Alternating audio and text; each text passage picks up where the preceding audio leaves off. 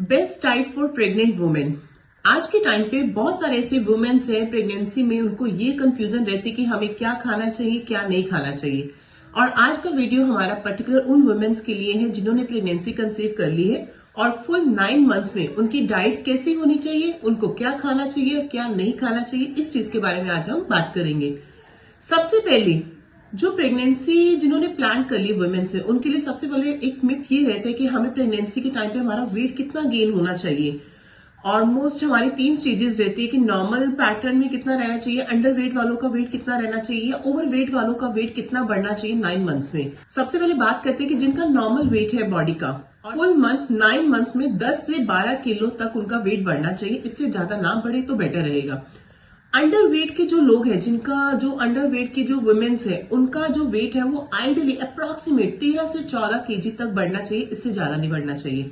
और जो women's over weight है, जिनको प्रेगनेंसी कंसीव हो गई है, तो उनका फुल 9 मंथ्स में 7 से 8 किलो तक ही वजन बढ़ना चाहिए, इससे ज्यादा नहीं बढ़ना चाहिए। अब हम बात करते हैं कि प्रेगनेंसी के टाइम पीरियड में हमें पर डे कैलोरीज कितनी चाहिए होती है। कैलोरीज की अगर बात करें तो पर डे हमें 300 कैलोरीज हमारे लिए सफिशिएंट रहती है। इससे ज्यादा कैलोरीज हमारे लिए प्रॉब्लम क्रिएट करेगी। नॉर्मली सबको ये पता होता है कि हमारे लिए हेल्दी डाइट्स क्या है, हमें क्या खाना चाहिए और क्या नहीं खाना चाहिए, बट प्रेगनेंसी में हमें क्या लेना चाहिए, जैसे हमारा कार्बोहाइड्रेट्स कितना होना चाहिए, प्रोटीन्स कितनी होनी चाहिए, विटामिन्स, मिनरल्स, फैट्स, इस चीज के बारे में आज हम बताएंगे कि हमें 9 मंथ्स में हमारी पर डे रिक्वायरमेंट्स इन सब चीजों की कितनी कितनी रहनी चाहिए। सबसे पहले बात करते हैं कार्बोहाइड्रेट्स। डाइट में पर्टिकुलर प्रेगनेंसी जिसको प्लान हुई है, प्रेग्नेंट वुमेन्स में 60% उसकी पर डे कार्बोहाइड्रेट्स डाइट्स होनी चाहिए। पर डे हमें कार्बोहाइड्रेट्स कितना चाहिए, 175 ग्राम्स पर डे हमारी डाइट में कार्बोहाइड्रेट्स होना चाहिए। और कार्बोहाइड्रेट्स किन किन फूड्स में होते हैं, फॉर एग्जाम्पल आपके चावल हो गए, राइस हो गए, ओट्स हो गए, रोटी हो गई, पॉरेज हो गया, दलिया हो गया, इन सब चीजों में कार्बोहाइड्रेट्स की क्वांटिटी बहुत अच्छी पाई जाती है। तो 175 ग्राम्स को इक्वली डिवाइड करें, यानी कि पर डे के हिसाब से आप डिवाइड करके अपना कार्बोहाइड्रेट्स अपनी डेली इंटेक में ऐड ऑन करें, जो आपके बॉडी के वेट को मैनेज रखेगा और बच्चे की ग्रोथ में भी हेल्प करेगा। इसके बाद हमारा आ जाता है प्रोटीन्स। प्रोटीन्स की अगर बात करें तो पर डे हमें 70 से 80 ग्राम प्रोटीन हमें पर डे रिक्वायर्ड है। और प्रोटीन हमारे लिए बहुत ही इंपॉर्टेंट है।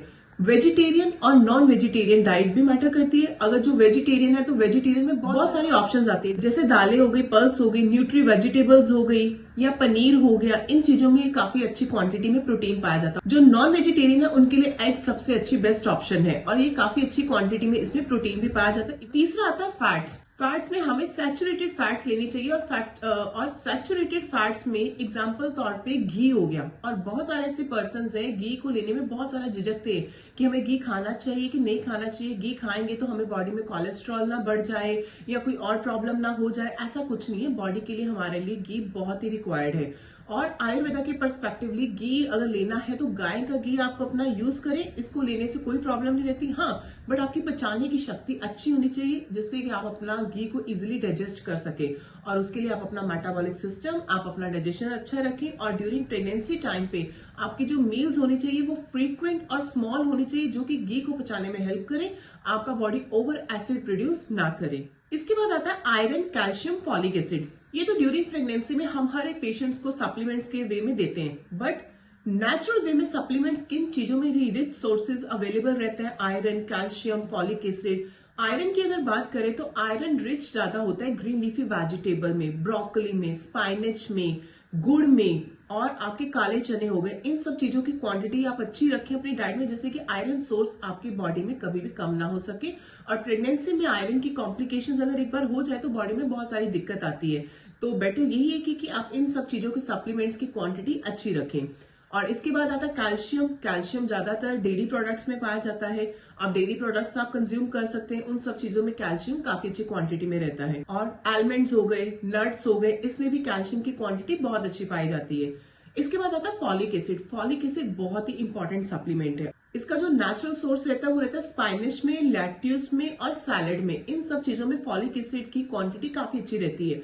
और ड्यूरिंग प्रेगनेंसी या प्रेगनेंसी प्लान करने से पहले हम हर एक पेशेंट्स को फॉलिक एसिड पे डाल देते हैं। रीजन, फॉलिक एसिड लेने से बच्चे में जो अनॉर्मली के चांसेस रहते हैं, अबनॉर्मलिटी के चांसेस रहते हैं, ब्रेन की डेवलपमेंट नहीं रहती, फॉलिक एसिड की डेफिशिएंसी से रहती है। और प्रेगनेंसी जब प्लान हो जाती है उस टाइम पीरियड तक भी हम पेशेंट्स को फॉलिक एसिड पे डालते हैं। या प्रेगनेंसी के टाइम पे कुछ कंडीशंस ऐसी हो जाती है, एब्रप्शन हो जाता है। एब्रप्शन यानी कि जो प्लेसेंटा रहता है, बच्चे की औल रहती है, वो अपनी जगह से हिल जाती है, वो भी अपना फॉलिक एसिड की डेफिशिएंसी से रहता है। तो उस टाइम पीरियड में हम लोगों को क्या रहता है कि पेशेंट्स को फॉलिक एसिड का जो क्वांटिटी है वो बहुत इंपॉर्टेंट है, और इसको अच्छी डोसेज में, अच्छी क्वांटिटी में पेशेंट्स को इसको फॉलिक एसिड को लेते रहना चाहिए। लास्ट हमारा आता है पेशेंट्स का डाइट पैटर्न, यानी कि फूड पैटर्न कैसा होना चाहिए। ड्यूरिंग प्रेगनेंसी टाइम पीरियड में जो वुमेन है उसको ड्यूरिंग प्रेगनेंसी टाइम पीरियड में अपना फूड पैटर्न बिल्कुल प्लान लेना चाहिए। उसकी जो मील्स होनी चाहिए वो स्मॉल होनी चाहिए और फ्रीक्वेंट होनी चाहिए। टाइम टू टाइम अपना कुछ ना कुछ इंटेक लेते जाए। खाली पेट ज्यादा मत रहे। खाली पेट ज्यादा रहने से उसकी बॉडी में ओवर एसिड प्रोड्यूस रहता है, और उस तरह की कंडीशंस में क्या रहता है, पेशेंट्स को गैस्ट्राइटिस होनी स्टार्ट हो जाती है। रीजन, ड्यूरिंग प्रेगनेंसी टाइम पे जो इसोफेजियल स्फिंक्टर रहता है वो लूज हो जाता है, और तभी बॉडी में ज्यादा गैस्ट्राइटिस की प्रॉब्लम रहती है। तो उस टाइम पीरियड में पेशेंट्स को क्या करना है, यानी कि वुमेन्स को, जो प्रेग्नेंट लेडी है, उनको क्या करना है, जब भी वो मील ले, अपनी स्मॉल मील ले और फ्रीक्वेंट ले। खाना खाने के इंस्टेंट पर लेटे मत, थोड़ी बहुत वॉक कर ले, जिससे कि इसकी बॉडी का जो लेवल है वो थोड़ा सा बैलेंस अप रहे और उसको गैस्ट्राइटिस इश्यूज ना रहे।